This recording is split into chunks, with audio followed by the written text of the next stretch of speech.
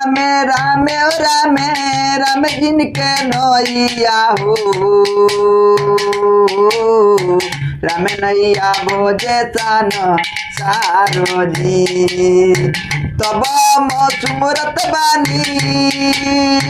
उगले सूरज जी के जिन बाबा रोहे दंदे आलो जी तब हम सुमरत बानी सिलगढ़ राजावा के उजा के राजा पार ताबजी तब हम सुमरत बानी गटपुर राजावा के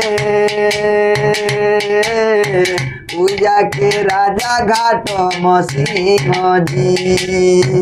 तब हम सुमरत बानी रानी सेवंती के